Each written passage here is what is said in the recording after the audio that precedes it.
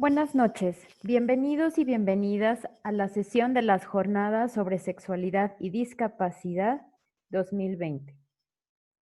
Geishad es y ha sido participante activo y comprometido en diversos proyectos.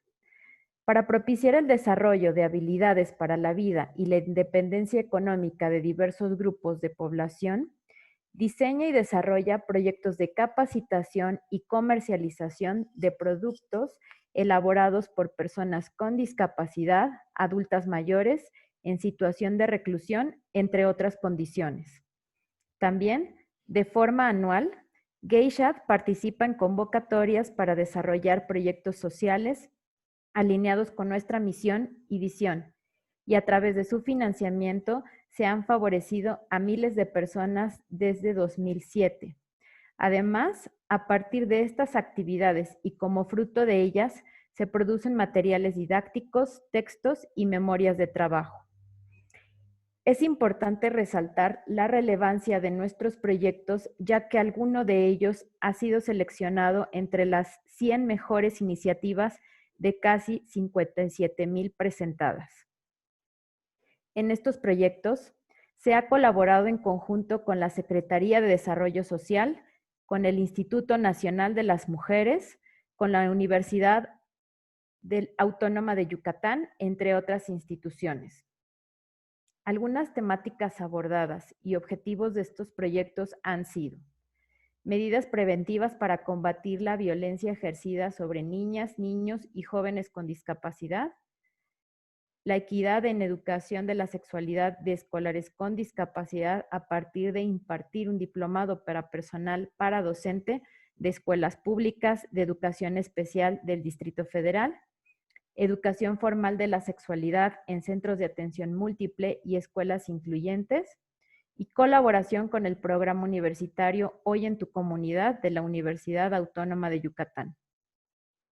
Entre las personas beneficiadas se encuentran niñas, niños y jóvenes con discapacidad, madres y padres de familia, especialistas de diversos ramos con trabajo de personas con discapacidad, 10 municipios del estado de Yucatán, personal para docente de escuelas públicas de educación especial del DF, CAM, CAPEP y USAER, niñas, niños y jóvenes con discapacidad de centros de atención múltiple y escuelas públicas, incluyentes, familias, personal docente y paradocente de escuelas públicas del DF, CAM, CAPEP y USAER, y escuelas regulares con servicio de USAER. Algunos materiales producidos a partir de estos proyectos son manuales de rehabilitación, la reimpresión del texto Sexo sin lata y la guía didáctica para la promoción de la salud en la sexualidad de personas con discapacidad, cartas descriptivas, ejercicios vivenciales y carpetas didácticas de los talleres ahí implementados, memorias fotográficas y videográficas de las acciones desarrolladas y relatoría de impacto de las intervenciones educativas y de consejería.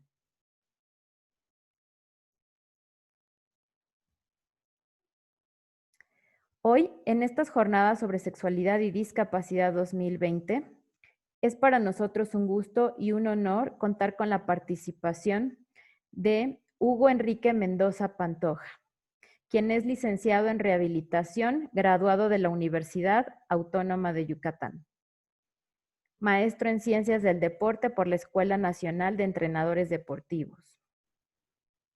Dentro de su experiencia profesional se encuentra que es docente en la especialización en Medicina del Deporte y en la licenciatura en Rehabilitación de la Facultad de Medicina de la Universidad Autónoma de Yucatán. Asimismo, es docente del área de ortopedia y fisioterapia deportiva en la Universidad Vizcaya de las Américas, Campus Mérida. También es docente de la maestría en fisioterapia deportiva en la Universidad Marista de Mérida. Es miembro del cuerpo académico de nutrición humana de la Facultad de Medicina de la Universidad Autónoma de Yucatán. Está certificado en diversas técnicas invasivas y no invasivas en el área de fisioterapia y es responsable del laboratorio de fisioterapia en la Unidad Universitaria de Medicina del Deporte. También ejerce su trabajo terapéutico de manera particular. Bienvenido, maestro Hugo Enrique. Adelante con su ponencia. Hola, buenas noches. Muchas gracias por la invitación. El día de hoy les voy a hablar acerca de este tema que se me hace, es un tema muy interesante, que son la parte de las lesiones deportivas y la prevención de estas lesiones deportivas. Todos hemos escuchado alguna vez o habremos leído o nos habrán dicho que hacer ejercicio, que hacer deporte es una de las mejores cosas que podemos hacer en nuestra vida para mantener un estado de salud o para tener un estado de salud. Hemos escuchado que hacer ejercicio tiene muchos beneficios que no solo están en el aspecto fisiológico, sino también en los beneficios en el aspecto psicológico. Cuando hacemos ejercicio, lo hacemos para reducir los riesgos de enfermedades cardiovasculares, lo hacemos como elemento fundamental en el tratamiento de enfermedades como son la hipertensión y la diabetes. Lo hacemos porque queremos aumentar la capacidad vital de las personas, porque sirve como ayuda en el manejo del estrés, porque ayuda en la creación de grupos de convivencia. Y dentro de la parte importante que está tomando mucho auge es la parte fisiológica del uso de los lípidos o las grasas como fuente energética. Sin embargo, hay algo que no nos dicen al momento de hacer ejercicio, ¿no? La práctica de la actividad físico-deportiva ya de por sí conlleva implícitamente el riesgo a lesionarnos. Por ello, las lesiones deportivas que nosotros podemos llegar a sufrir se convierten en contratiempos para la persona que las sufre y muchas veces estas lesiones pues no se pueden evitar. Estas lesiones tenemos que tener en cuenta que pueden ser provocadas por diversos factores y pueden tener diversos efectos en las personas que lo sufren, no solo a nivel físico, sino a nivel emocional. Por eso conocer aquellos aspectos que puedan prevenir o puedan disminuir el riesgo a sufrir una lesión deportiva es de suma importancia para nosotros. Por tanto, para minimizar la frecuencia, la incidencia y el impacto que pueden tener las lesiones deportivas, tanto el personal del área de la salud como aquellas personas que se encuentran alrededor del deportista, como son los entrenadores, los preparadores físicos y los propios deportistas, deberían saber identificar, deberían aprender a identificar cuáles son aquellos factores que pueden ocasionarle una lesión.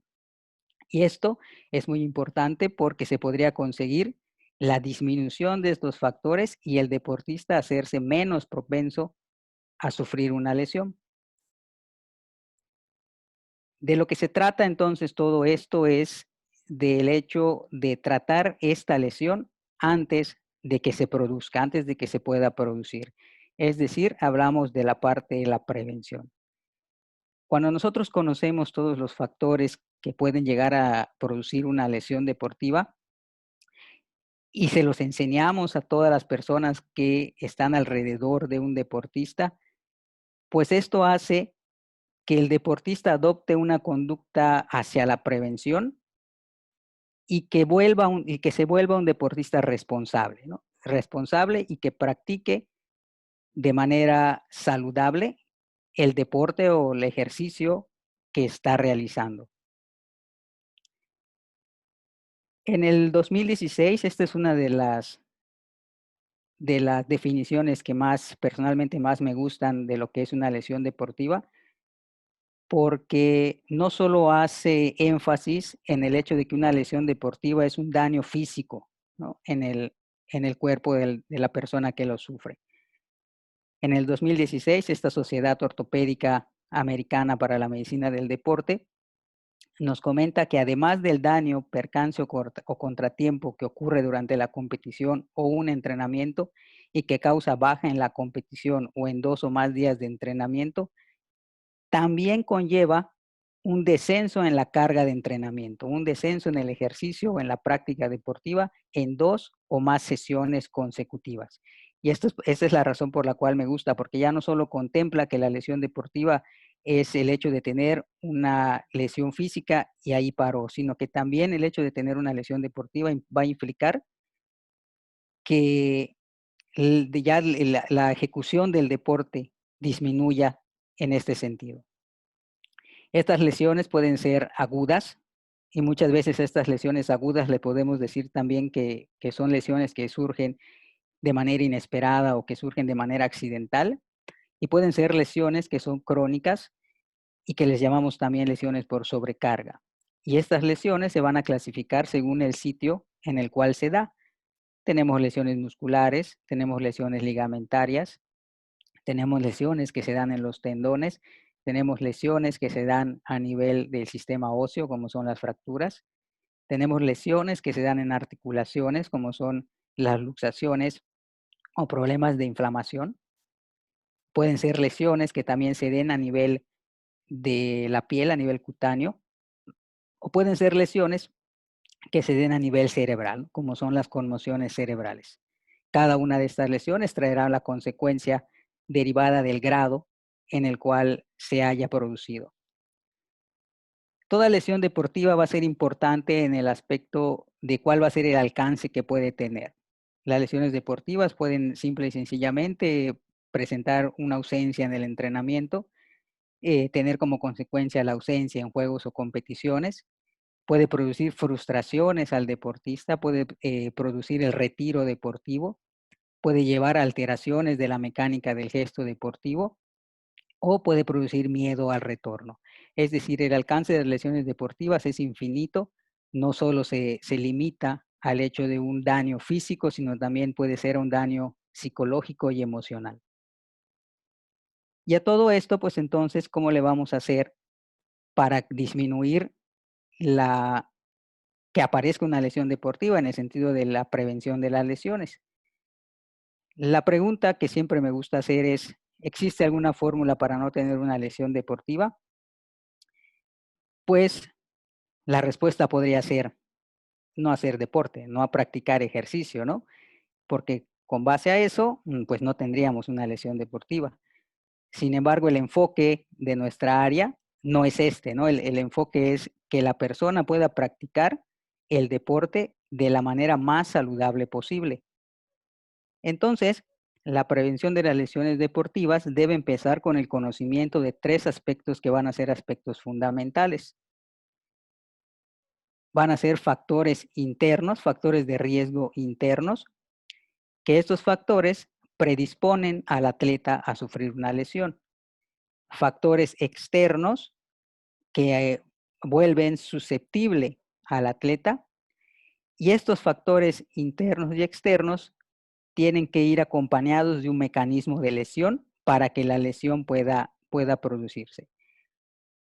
Un factor, ya sea interno o ya sea externo, muchas veces no es suficiente para que la lesión se pueda producir. Tiene que haber una interacción entre estos tres aspectos para que la lesión pueda producirse. Cuando hablamos de los factores intrínsecos, pues van a ser aquellos factores que van a estar relacionados con el deportista y que predisponen a que tenga una lesión. No necesariamente son suficientes para provocar la lesión. Los factores más conocidos, más estudiados en este sentido, han sido la edad, el deporte categorizado por las edades, desde el deporte infantil hasta el deporte para el adulto mayor, el sexo, el ser eh, hombre, ser mujer en este sentido también tiene un aspecto fundamental. El somatotipo también va a ser importante en la práctica del deporte. Las lesiones previas, la presencia de una lesión no tratada o maltratada también va a estar. La condición física por la cual cada uno de nosotros puede estar condicionado al practicar más o menos ejercicio o deporte. La anatomía y la biomecánica a la cual nos somete esta anatomía en la cual estamos. La ejecución del gesto deportivo también va a ser importante, la habilidad que tenga, la experiencia que tenga el deportista y los factores psicológicos. Hablamos de factores psicológicos como la motivación, el estrés, etcétera. Todos estos factores han sido considerados como factores internos. aunque muchas veces cierta literatura puede llegar a separar los factores y convertirlos en tres y contar a los factores psicológicos como uno extra, ¿no? No tenerlos en cuenta dentro del punto de vista de los factores intrínsecos, sino contarlos como otro, como un tercer factor que también puede conjugarse para la lesión deportiva. Cuando hablamos de los factores extrínsecos, vamos a hablar de que son aquellos factores que van a afectar al atleta, pero desde un ambiente externo. Y dentro de estos factores nos vamos a encontrar a los factores deportivos. ¿Qué son los factores deportivos?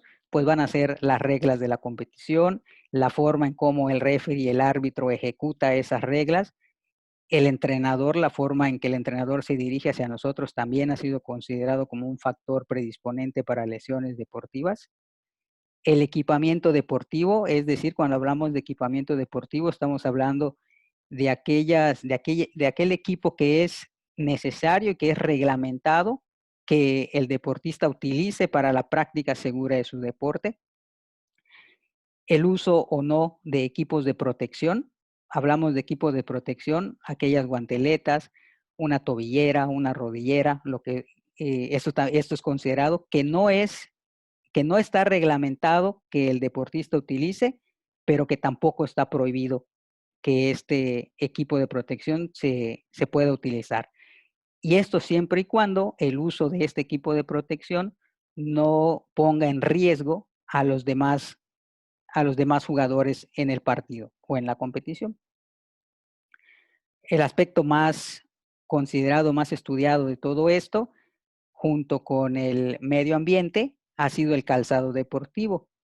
La elección o no de un correcto calzado deportivo para la ejecución del deporte también es parte fundamental. Y en lo que se respecta al medio ambiente, pues es algo que no podemos controlar en este sentido, ¿no? La lluvia, la neblina, todo esto también se vuelve un factor importante en este sentido. El factor más importante que ha sido considerado dentro de los factores externos es la carga de entrenamiento, es decir, todo lo que el deportista hace como parte de su práctica físico-deportiva. Cuando hablamos de la carga de entrenamiento y todos sus parámetros, pues hablamos de lo que es el volumen, de lo que es la intensidad, de lo que es la duración del entrenamiento, de lo que es la densidad del entrenamiento, de lo que es la frecuencia del entrenamiento, la orientación que tiene este entrenamiento. Y cuando digo orientación, me estoy refiriendo a que toda sesión de entrenamiento para un deportista tiene preferentemente una orientación hacia una capacidad física. Es un entrenamiento de fuerza, es un entrenamiento de velocidad, es un entrenamiento de resistencia, es un entrenamiento de flexoelasticidad, ¿no? Entonces, a eso nos referimos con todo lo que es la carga de entrenamiento. Actualmente, uno de los puntos que ha salido a luz con toda esta pandemia que estamos viviendo y se ha convertido en un factor más para la presencia de una lesión deportiva es el ejercicio en casa. Y esto es muy, muy interesante, todo lo que ha salido en este sentido de esta parte del ejercicio en casa, porque mucha gente se ha dedicado a hacer ejercicio en casa durante estos días. Y en la casa, pues muchas veces no tenemos el espacio suficiente para hacer ejercicio, no tenemos los equipos necesarios para hacer el ejercicio, no tenemos quien nos supervise si la técnica del ejercicio que estamos haciendo es la adecuada o no. Y esto se ha convertido en un factor muy, muy importante. Aunado a todo esto, pues han salido muchos videos que podemos encontrar en internet de gente que no tiene ninguna preparación y que se ha dedicado en este tiempo a estar dando rutinas de entrenamiento sin ninguna supervisión, sin saber nada acerca de esta metodología, ¿no? De lo que implica hacer ejercicio y entrenar. Y cuando hablamos del mecanismo de lesión, pues hablamos de la forma en la cual se lesionó este deportista. Y los mecanismos de lesión pueden ser con contacto, puede ser sin contacto, y es cuando hablamos de que hubo un varo forzado, que hubo un valgo forzado, una inversión forzada, es un mecanismo repetitivo, etcétera, ¿no? A eso nos referimos con el mecanismo de lesión.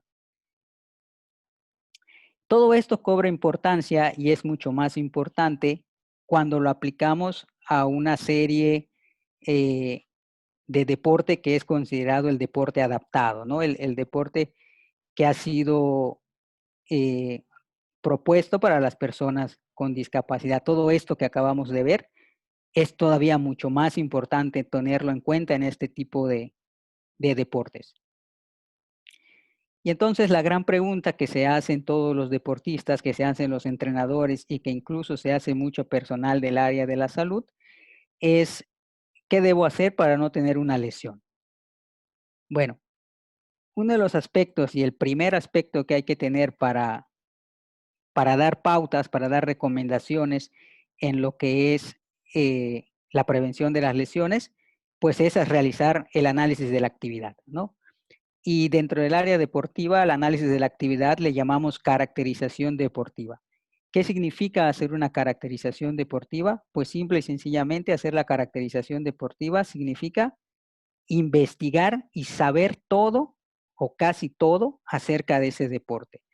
Los aspectos más importantes a considerar en este punto, pues van a ser el análisis de la técnica. Y cuando hablamos del análisis de la técnica, tenemos que analizar cuáles son los movimientos que se realizan para hacer el gesto deportivo, si estos movimientos van a ser cíclicos o van a ser acíclicos, lo que le llamamos los tipos de movimiento. Necesitamos saber el brazo de palanca que se utiliza, si es monoarticular, si es poliarticular, e ir mezclando todos esos conocimientos. Incluso tenemos que saber, cuando hacemos el análisis de la técnica, tenemos que saber grados de movilidad en los cuales, por ejemplo, un pitcher para lanzar, cuántos grados de movilidad tiene que tener en el hombro, en el codo, en la muñeca. Y entonces hablamos de lo que es con el conocimiento de la flexibilidad absoluta, de la flexibilidad funcional y de la flexibilidad residual para esto.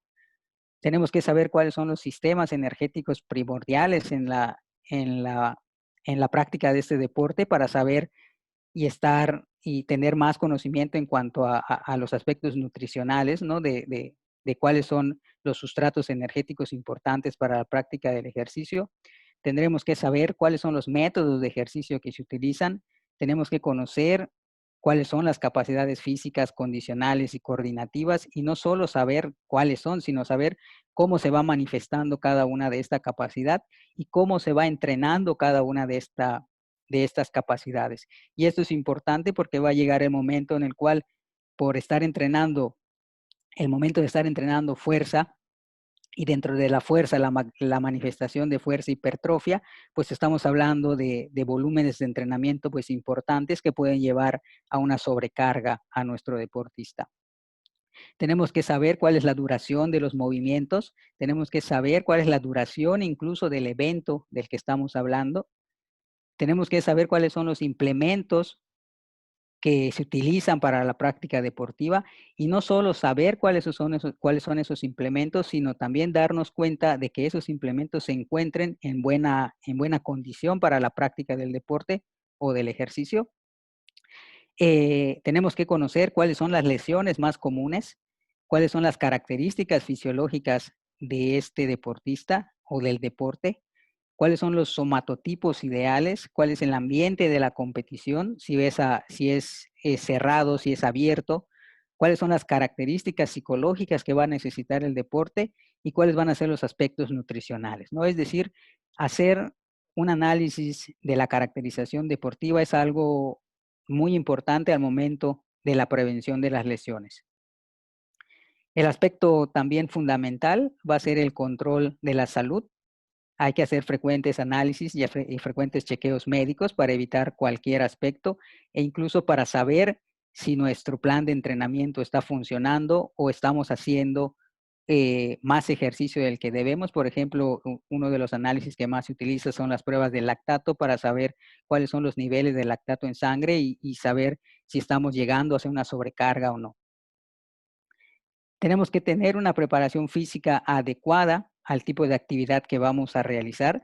Para eso es este punto se une con la parte de la caracterización deportiva, porque cuando hablamos de las capacidades físicas, entonces tendremos que dividir cuáles van a ser las capacidades determinantes y cuáles van a ser las capacidades condicionales de este deporte o de este ejercicio.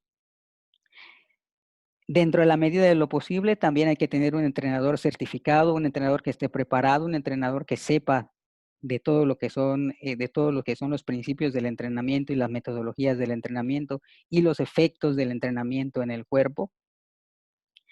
Tenemos que cuidar la realización del gesto deportivo y que ese gesto deportivo sea realizado con la mejor técnica posible. Esto va a implicar que muchas veces tengamos que disminuir la carga de entrenamiento para que el gesto pueda realizarse de manera correcta. Tenemos que realizar un calentamiento adecuado para la actividad que vamos a estar, y dentro de este punto del calentamiento, el deportista tiene que saber que existen 2 tipos de calentamiento, el que es el calentamiento general, y el que tiene como objetivo, pues ahora sí que la subida de la temperatura, y lo que es el calentamiento específico, ¿no? Que se va directamente que está muy más relacionado hacia la actividad principal.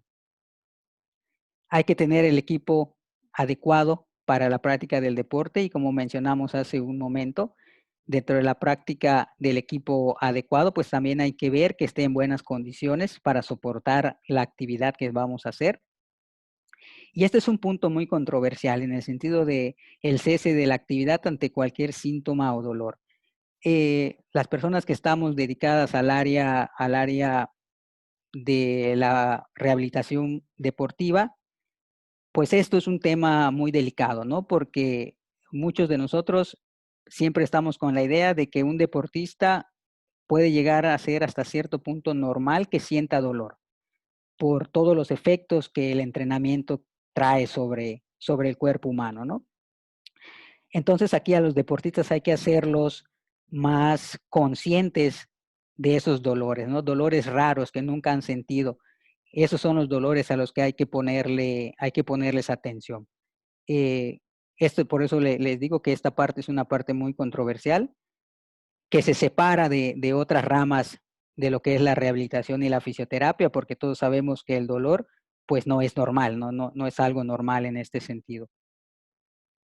Hay que tener un adecuado control de la carga de entrenamiento y desde el punto de vista de la fisioterapia, pues tenemos varias maneras de hacerlo.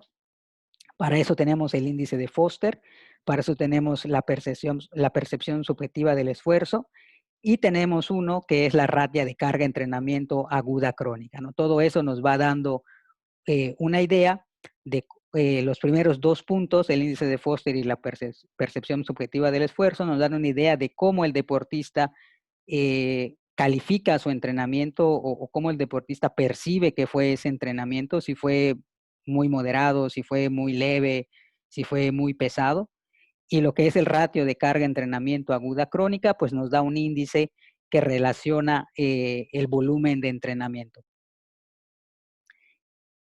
Hay que tener mucho cuidado en el sentido de los elementos y factores ambientales en el cuidado, no practicar la actividad física si las condiciones no son las adecuadas, e incluso los espacios para la práctica, ¿no? Que esto se ha vuelto muy, muy importante ahorita con esto de la pandemia, el espacio y la temperatura que se puede producir en un espacio, sobre todo cuando ese espacio no está bien ventilado.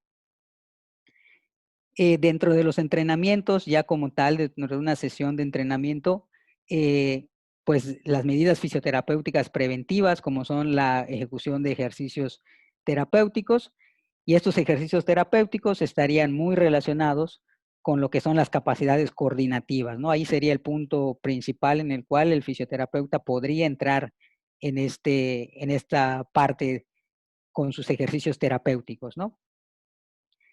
Parte importante va a ser la hidratación y la alimentación. Eso no tenemos que decirlo, ¿verdad? Porque el deportista antes tiene que tener todos los sustratos necesarios para hacerlo y después tiene que reponer todos esos sustratos.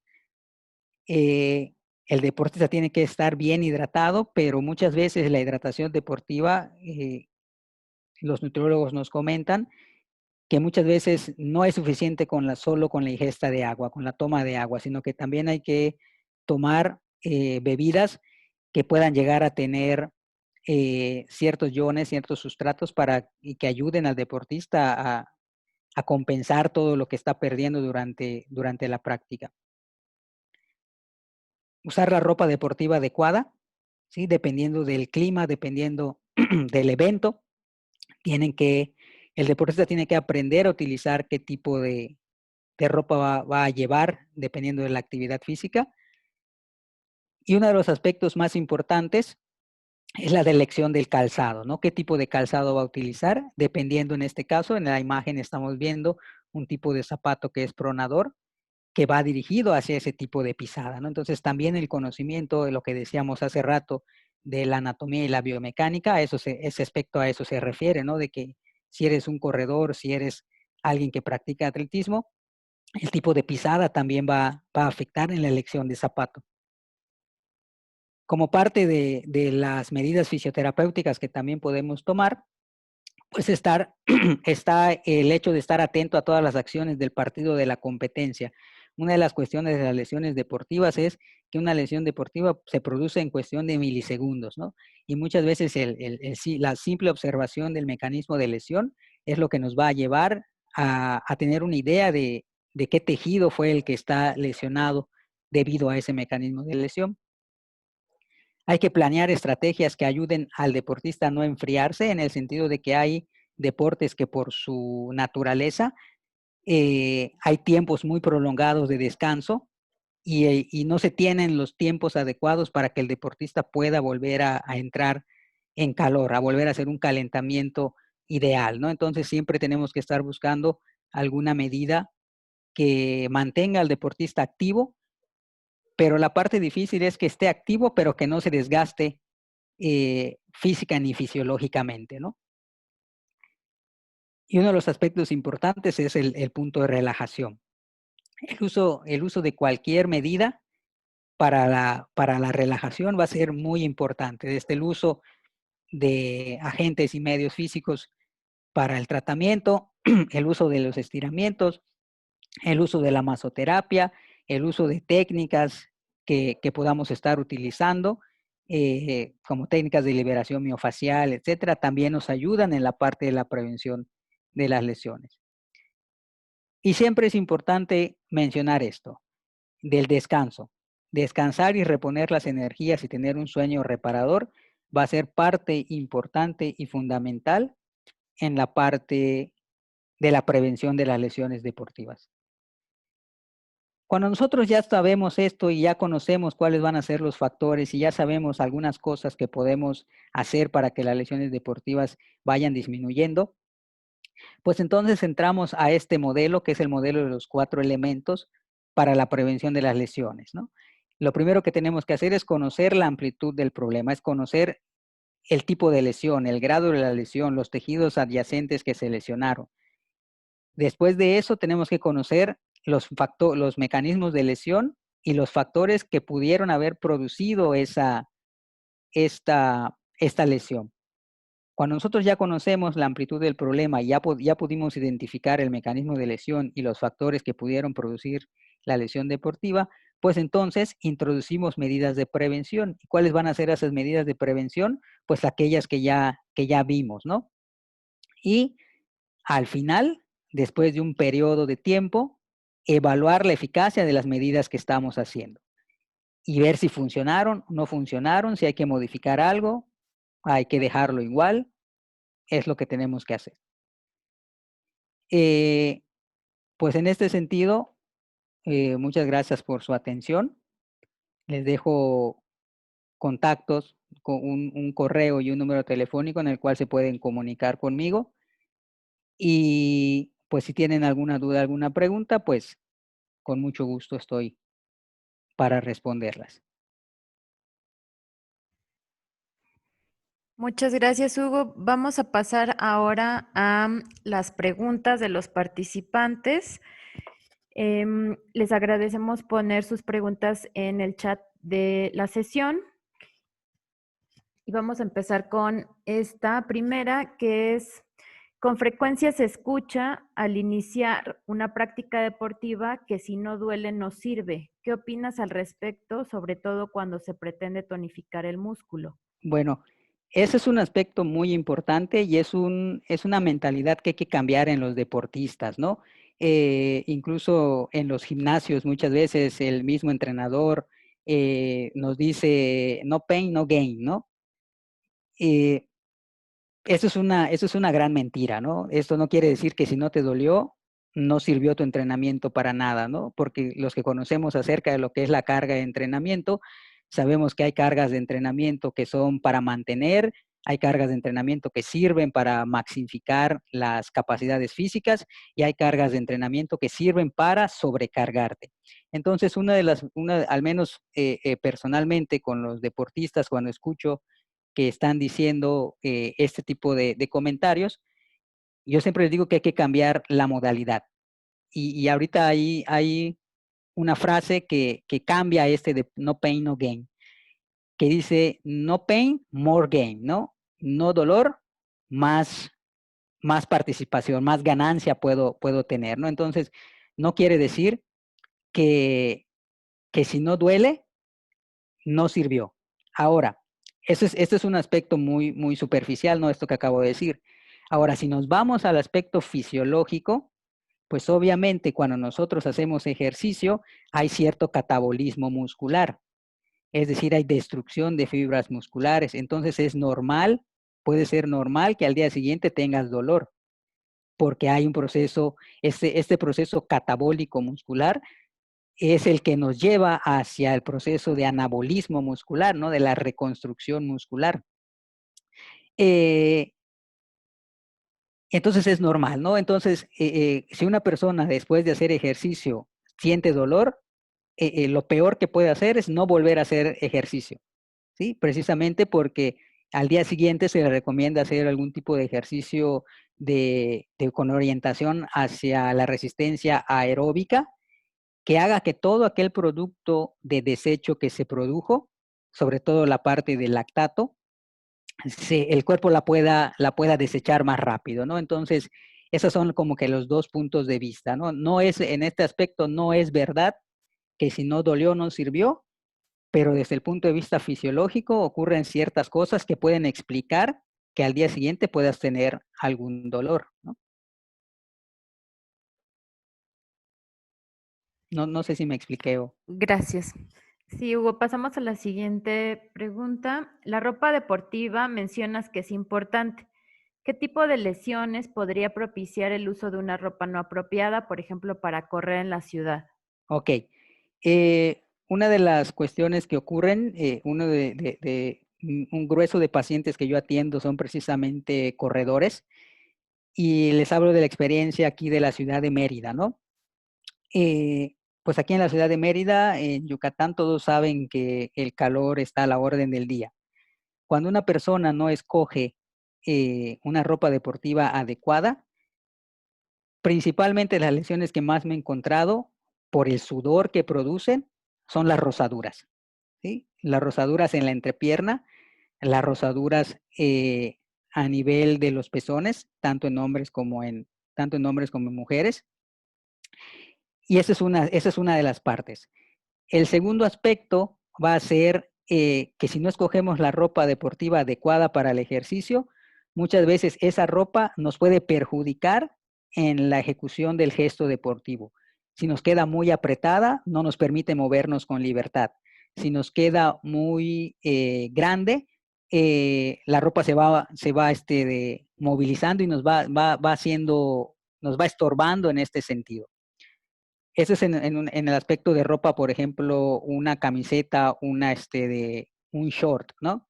Pero cuando hablamos de los que son las zapatillas, una de las principales lesiones que yo me he encontrado por una mala elección de zapatillas son las tendinopatías de un músculo que se llama el tibial posterior, ¿no? ¿Por qué? Porque las personas muchas veces se van más hacia lo bonito, hacia lo llamativo de una ropa o de un zapato o a una marca en específico y no ven más, no ven mucho la parte funcional, ¿no? de este zapato. Y ese es uno de los grandes errores que se han cometido y que se siguen cometiendo. Y creo que esa es una de las grandes áreas de oportunidad, que independientemente del nivel en la cual el deporte se practica, antes de hacer ejercicio hay que ir por una valoración, porque en esa valoración te podemos decir, por ejemplo, el tipo de pisada que tienes y de acuerdo a ese tipo de pisada te podemos recomendar el tipo de zapato que puedes utilizar. Y entonces cuando tú ya sabes, por ejemplo, yo te digo, necesitas un zapato pronador, un tenis pronador, entonces tú ya vas a la tienda y tratas de conseguir un zapato pronador. Y aquí viene otro aspecto, que muchas veces las personas que se dedican al, a la venta de ropa deportiva, pues tampoco conocen mucho acerca de este aspecto, ¿no? Entonces muchas veces, pues ellos venden, su trabajo es vender y entonces muchas veces dentro de su mercadotecnia, dentro de su forma de envolver al cliente, pues les venden un zapato o una ropa que muchas veces no es la adecuada. Ok, gracias Hugo. Justamente respecto de esto, nos preguntaban cómo saber el tipo de calzado óptimo para realizar mi práctica, por ejemplo, para correr. Ok, para que ustedes puedan saber cuál es el tipo de pisada que se requiere, existen varias maneras de hacer el estudio, ¿no? El estudio de oro, lo mejor que una persona podría hacer, es un estudio que se conoce como baropodimetría, ¿no? Es un podómetro, hagan de cuenta que es como una cinta, una tela que ponen en el suelo, que está conectada con sensores. Y entonces esos sensores van reflejando en una pantalla eh, la forma en que el pie se va moviendo durante la marcha, ¿no? Durante la forma de caminar. Uno de los aspectos que se le critica a ese tipo de estudios es que muchas veces el estudio solo se dirige hacia la parte de la marcha, ¿no? Y durante la marcha, pues sí puedes decir, pues durante la marcha soy pronador, pero muchas veces, ¿qué va a pasar? Que la mecánica de la carrera modifica, ¿sí? Ese tipo de pisada. Y muchas veces alguien que está caminando como pronador, de repente en la carrera se vuelve un pie neutro, ¿no? Y eso es lo que hace difícil el estudio. Entonces hay que buscar a alguien que esté especializado específicamente en el área deportiva, que no solo se incline de, hacia el hecho de valorar la marcha, ¿no? Sino que también trasladar eso hacia la carrera. Eso es uno. Segundo, como este tipo de estudios te saca una serie de datos, pues tampoco me sirve de nada a mí tener esos datos si no sé interpretar esos datos, ¿sí? Ese es otro aspecto. Aquí en la ciudad de Mérida hay gente que lo hace y yo he visto esos estudios y de repente esos estudios no dicen nada, en el sentido de que solo te dicen lo que el estudio sacó y al final no te dijeron absolutamente nada porque solo copiaron y pegaron, te imprimieron el reporte y te lo dieron y no supieron explicarte este punto. Ese es el aspecto y esos son equipos que son equipos caros, ¿no? Caros, estamos hablando de que un equipo, el más básico de estos, puede llegar a costarte pues fácilmente 180,000, 200,000 pesos, ¿no? Entonces, muchas veces lo que hacemos también es el aspecto de la valoración y de la observación, ¿no? La parte de la observación. Y entonces hacemos caminar a la persona sin zapatos, después la hacemos caminar con los zapatos y normalmente siempre al menos yo personalmente siempre les pido que lleven los zapatos con los que corren. Y aquí hay un problema porque de repente uno te dice, es que yo tengo dos pares de zapatos, tengo tres pares de zapatos, unos que me sirven para velocidad, unos que me sirven para distancia, otros que me sirven para resistencia. Entonces, bueno, para qué tipo de carrera te vamos a hacer el estudio? No, pues fue para un medio fondo. Ah, pues traer los zapatos de distancia, ¿no? Y entonces con eso lo hacemos y observamos la forma de caminar, Observamos desde el punto de vista estático de cómo están los pies en la postura. Después observamos en la forma de caminar cómo caen los pies. Y por último, lo subimos a una caminadora. En este sentido, si es un corredor, lo subimos a una caminadora y poco a poco le vamos subiendo la velocidad a esta caminadora y vamos viendo cómo el pie va modificando. Esto lo hacemos, lo grabamos con una cámara y lo metemos a un programa en la cual este programa nos permite hacer este análisis, ¿no? Nos permite ver cuadro por cuadro cada uno de los movimientos que hace el pie y entonces decidir y decirle, bueno, eres un pronador, eres un neutro, eres un supinador, ¿no? Entonces, esa es la parte que se hace en este tipo de casos. Gracias. Justamente respecto a esto nos mencionan, para quienes utilizamos plantillas ortopédicas, ¿es recomendable usarlas al hacer ejercicio dentro del calzado deportivo? Ok. Este punto también es algo controversial. ¿Por qué? Porque ya el simple hecho de utilizar una plantilla del tipo que sea anatómica, sea funcional, sea deportiva, la que quieran, ¿no? Ya de entrada el uso de una plantilla lo que va a hacer es modificar la biomecánica. Y yo personalmente el uso de la plantilla solo la recomiendo cuando los grados de pronación o de supinación lo requieren. ¿Sí? Sí, obviamente porque esto lo menciono porque cuando decimos pronador, supinador, pues estamos hablando de movimientos prácticamente normales que hace el pie cuando caminamos, ¿no? Entonces, tendríamos que hablar de un sobrepronador o de un supersupinador, ¿no? Entonces, que ya son los pies que caen ya mucho, ¿no? Que se van más. Y entonces hay grados, cuando nosotros hacemos estos análisis, sacamos grados de pronación. Y hay ciertos grados, por ejemplo, 16 grados más de 16 grados de pronación ya no se considera correcto. Entonces, allá sí se requiere del uso de una plantilla, pero si tiene menos, entonces el uso de la plantilla muchas veces modifica la biomecánica y he tenido experiencias en las cuales la gente de repente se empieza a quejar porque la plantilla le modificó y entonces de repente empiezan a tener dolores en la rodilla, ¿no? O dolores en la cadera y empiezan a desarrollar, es verdad, aparentemente resuelven un problema que está en el pie, pero al modificarlo afectan otras cosas. Entonces, en este tipo de casos, qué es lo que se recomienda, o al menos personalmente, qué es lo que hago con mis corredores? Pues se les da un programa de fortalecimiento de músculos específicos, ¿no? De músculos como son el tibial anterior, como son el tibial posterior, como son los peroneos, como son el flexor del primer ortejo, como son los flexores y extensores de, de los dedos, de los pies, de los ortejos.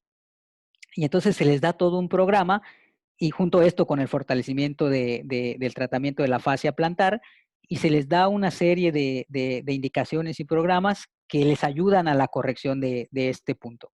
Porque aquí hay algo que no he mencionado.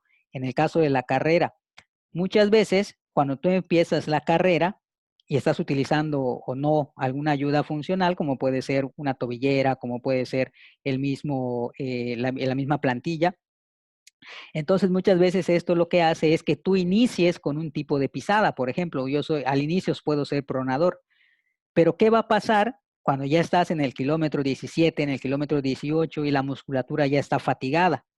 Entonces, esa pisada con la cual iniciaste ya cambió por completo. Y entonces allá es otro aspecto que hay que tomar en cuenta en este sentido, ¿no? Por eso es un tanto controversial. Personalmente, yo no, cuando no es necesario, no recomiendo el uso y recomiendo más la parte del fortalecimiento, ¿no? De valorar analíticamente la musculatura para determinar cuál musculatura tengo que estirar, cuál musculatura tengo que fortalecer. ¿Hay un tiempo de uso de calzado para corredores? Sí, y el tiempo de calzado para los corredores depende mucho, porque va a depender del volumen de entrenamiento. Normalmente se considera que unos tenis de corredor, vamos a decirle corredor de élite, aquel corredor que se dedica a estar entrenando y que corre 2 o 3 maratones por año, que muchas veces tampoco es lo adecuado, y que está entrenando fondos de 21 kilómetros, de 25, 27 kilómetros, pues esos tenis se desgastan por la fuerza, por la fricción, por la presión que hace el cuerpo contra ellos y los tenis contra el piso, ¿no?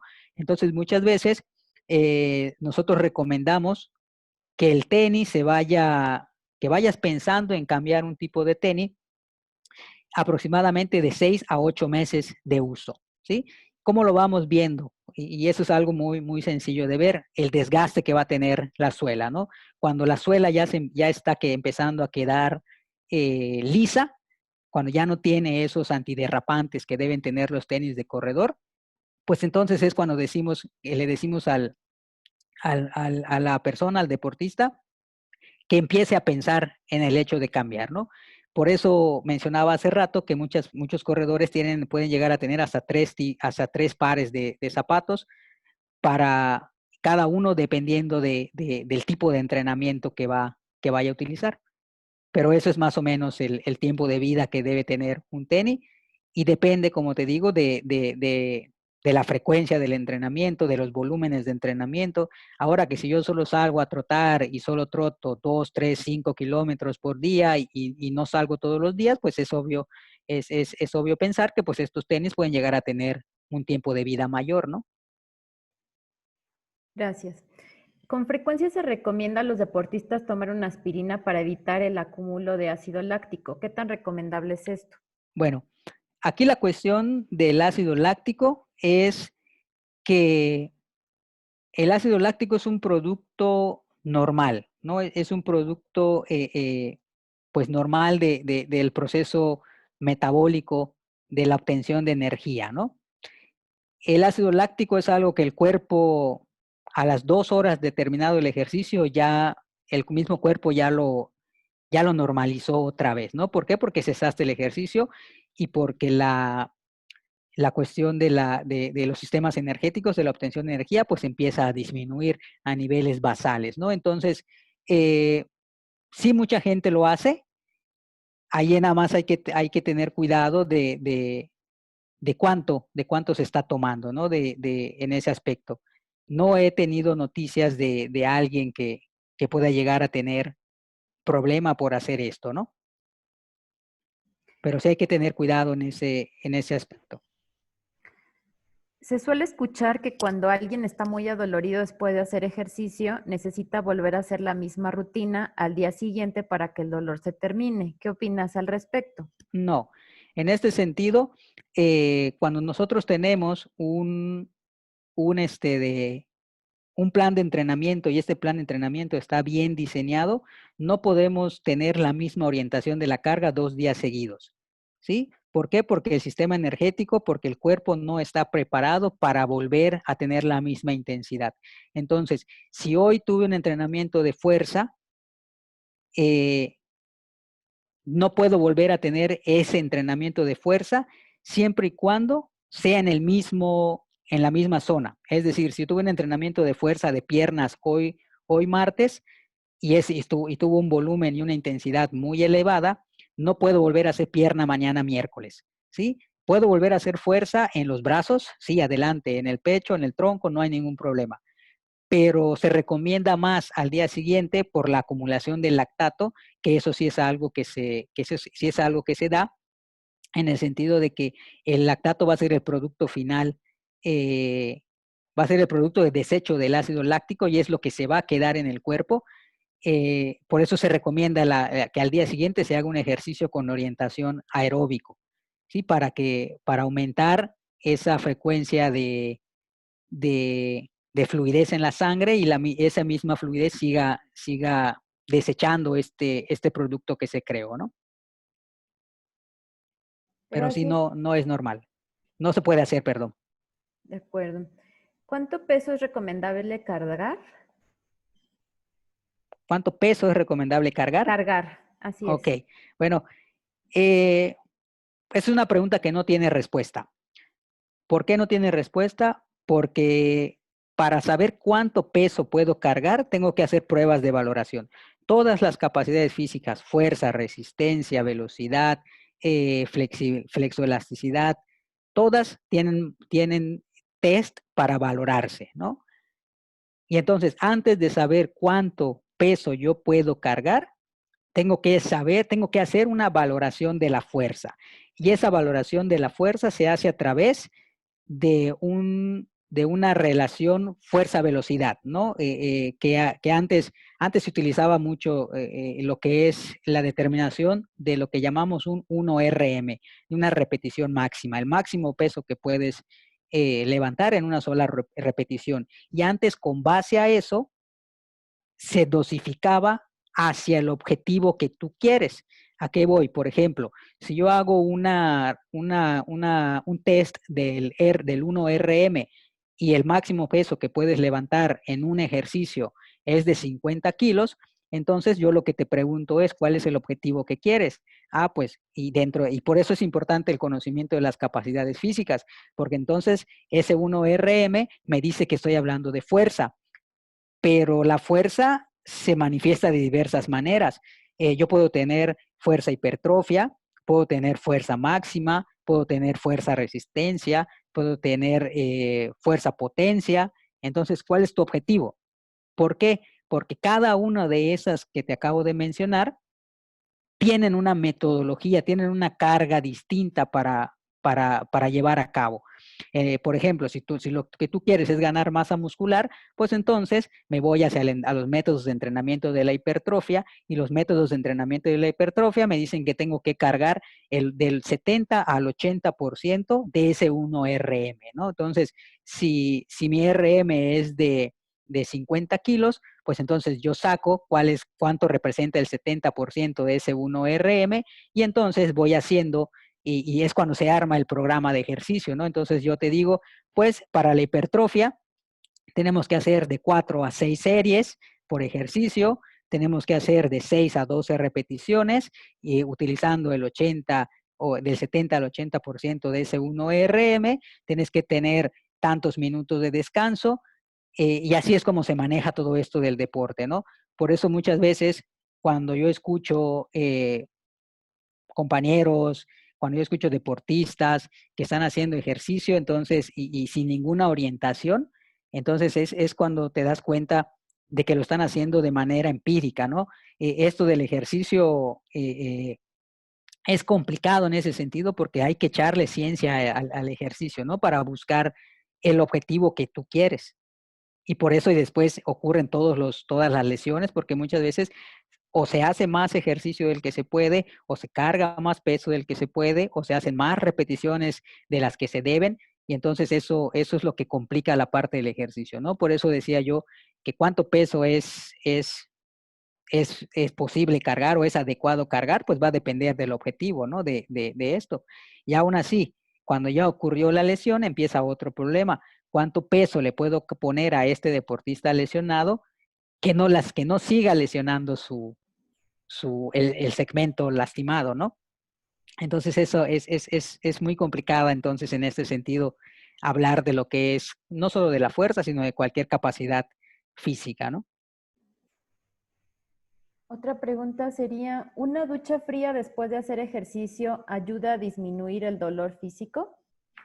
Sí, sin embargo, muchas veces cuando nosotros eh, recomendamos hacer el uso de la crioterapia post ejercicio, lo recomendamos no con el objetivo de disminuir el dolor, sino simple y sencillamente lo recomendamos con el objetivo de disminuir el tono muscular y de disminuir la temperatura del cuerpo, ¿no? Esos son los dos. Y como objetivo secundario, pues si el tiempo de aplicación ayuda, pues adelante. En este sentido, una ducha en regadera, pues no me serviría para el objetivo de que les acabo de mencionar, ¿no? Para eso yo tendría que tener una tina, o tendría que sumergirme en agua fría, en agua hielo, con las temperaturas que recomienda el uso de la crioterapia, y con el tiempo adecuado para que el efecto que estoy buscando se dé, ¿no? En este sentido.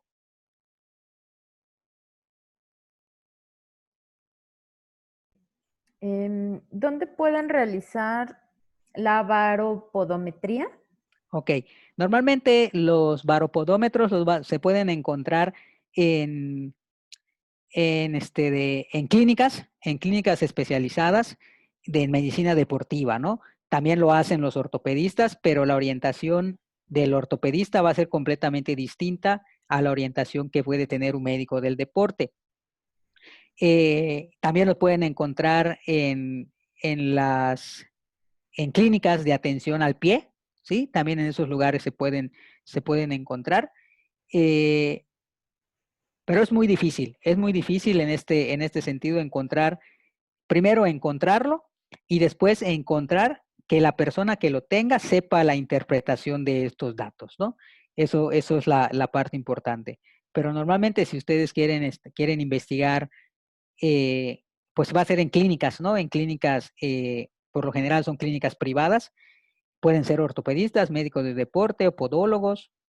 Ellos pueden tener un estudio de baropodimetría.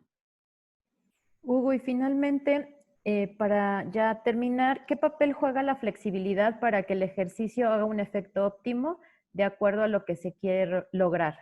La flexibilidad es la capacidad física más importante y desgraciadamente la capacidad física menos utilizada.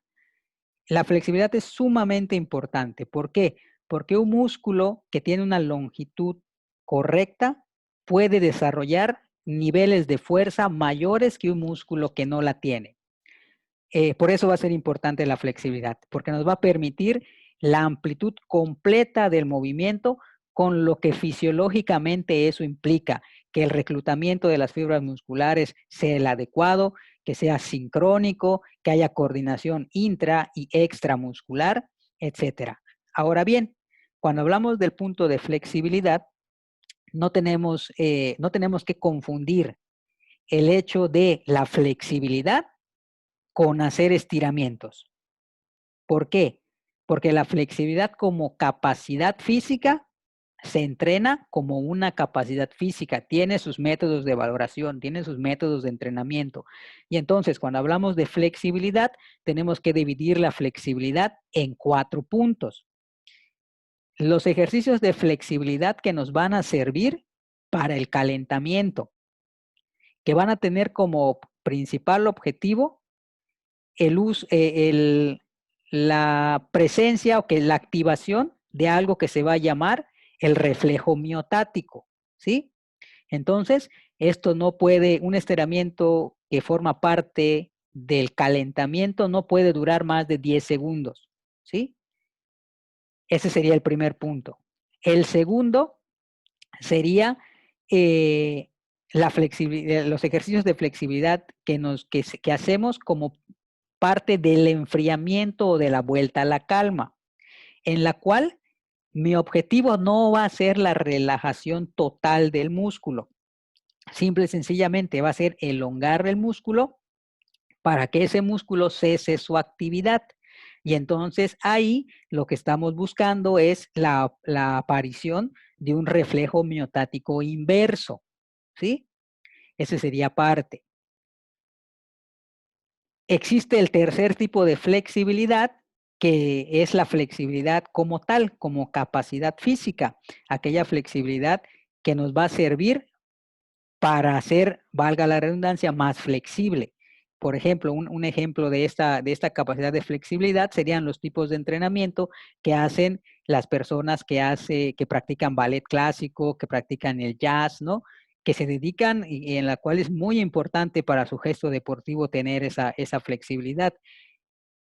Y como cuarto punto, en el aspecto de la flexibilidad, se encuentra el punto de la flexibilidad dentro de los procesos de fisioterapia y rehabilitación, en la cual ya tienen como objetivo la ganancia de un rango de movimiento que se ha perdido, ¿no? Entonces, en resumen, como dije desde el principio, la flexibilidad es la capacidad más importante, no es la fundamental, pero es la más importante para que las otras capacidades puedan expresarse de la mejor manera, ¿no? Muchas gracias, maestro Hugo. Pues por lo pronto nosotros agradecemos la atención de todos los participantes, agradecemos también a nuestra intérprete Claudia Bautista, intérprete de lengua de señas, y los esperamos la próxima semana para la última sesión de las jornadas sobre discapacidad y sexualidad. Gracias, buenas noches.